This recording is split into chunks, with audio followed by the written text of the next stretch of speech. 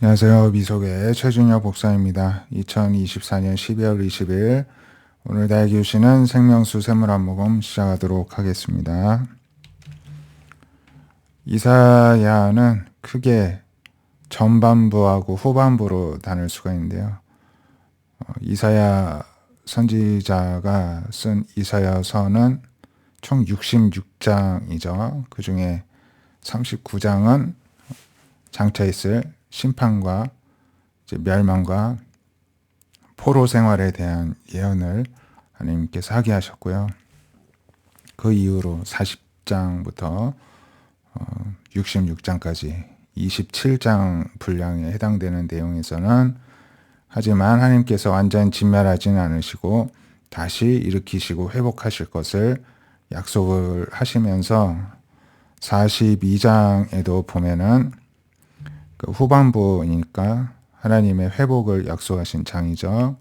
근데 여기에서 예수님에 대한 메시아에 대한 예언을 하나님이 하게 하셨습니다.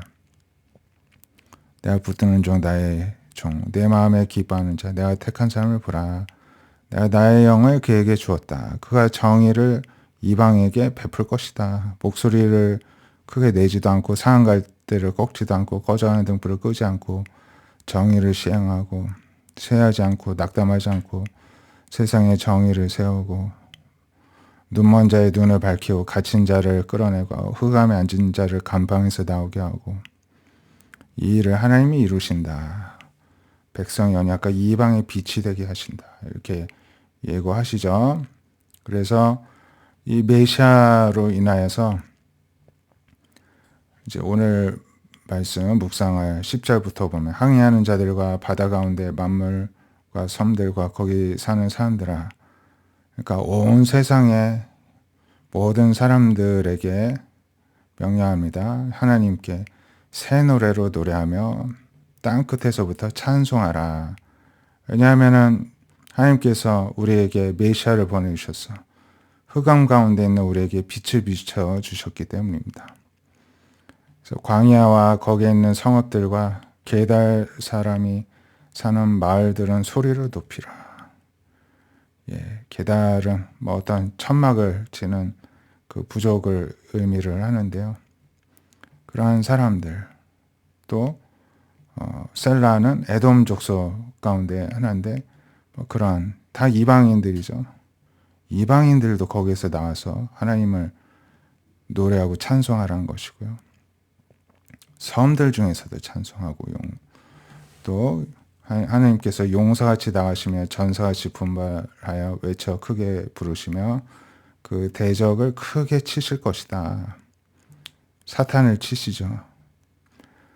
내가 오랫동안 조용하며 잠잠하고 참았으나 내가 해산하는 여인같이 부르짖었어. 숨이 차서 심히 헐떡거릴 정도로 하나님께서 일을 이루신다는 것입니다. 내가 산들과 언덕들을 황폐하게 하며 하나님께서 어떤 산을 황폐하게 하신다, 평평하게 하신다 하는 건 모든 장애물들을 걷어내신다는 것이죠. 모든 초목들을 마르게 하고 강들이 섬이 되게 하고 못들은 마르게 할 것이다. 모든 우리 백성들을 얽매이게 하는 억압하는 장애물을 제거하신다는 것입니다.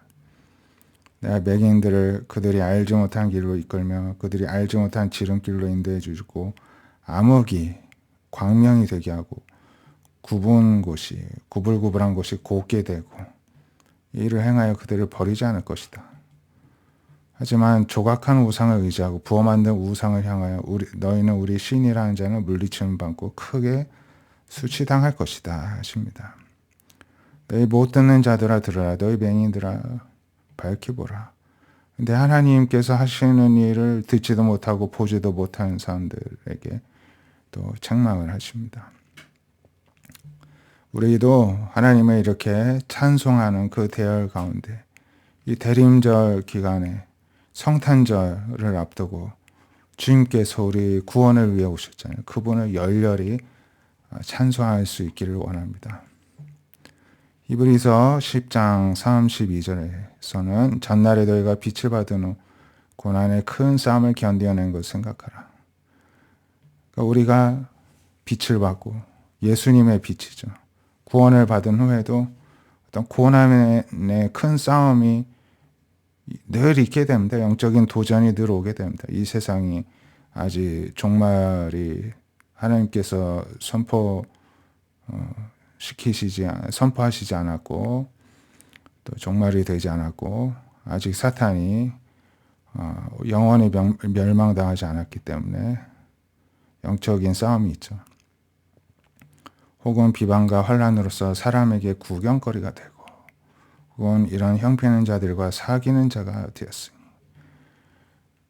그러니까 온갖 박해를 당하면서 막 이제 박해자들이 예수 믿는 사람들을 막 구경거리로 우스꽝스럽게 막 함부로 여기면서 괴롭히면서 구경거리가 되게 하는 그런 아픔들이 있었죠.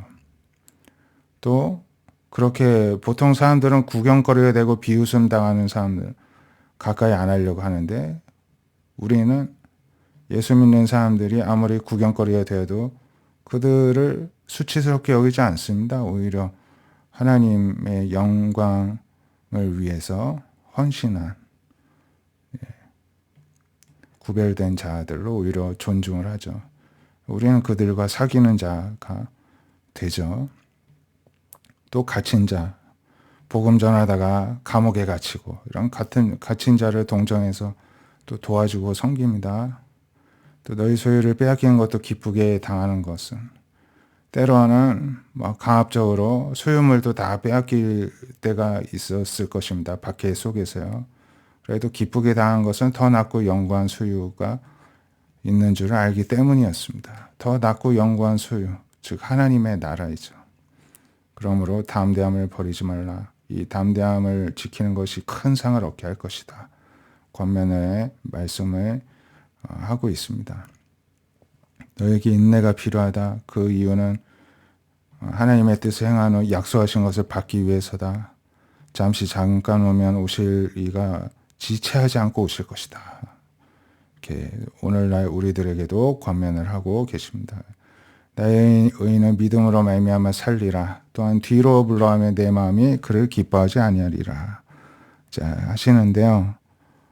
이렇게 우리는 믿음을 가지고 계속 전진해 나가야 됩니다. 뒤로 물러가는 것은 하나님께서 기뻐하시지 않습니다. 뒤로 물러가는 자는 멸망당하는 자인데 우리가 뒤로 물러와서 멸망당할 자는 아니죠. 그래서 우리는 오직 영혼을 구원함에 이르는 믿음을 가진 자입니다. 이러한 믿음으로 늘 하나님의 뜻을 이루기 위해서, 구원을 온전히 이루기 위해서, 또 담대하게 끝까지 이 큰 싸움을 견뎌내기 위해서 늘 담대함과 믿음을 지키는 우리가 되시기를 바랍니다. 기도하겠습니다. 하나님, 오늘날에도 예수님 믿는 사람들에게는 늘 사단 마귀가 우는 사자와 같이 틈을 보고 공격하며 우리를 늘 쓰러뜨리려고 하고 또 다른 사람들은 예수 믿지 못하게 전도를 늘 방해하고 선교를 방해하고 오히려 사람들에게 많은 쾌락을 제공해서 하나님을 떠나게 만드는 이 말세의 악한 세상 가운데 우리는 늘 도전을 받고 있습니다.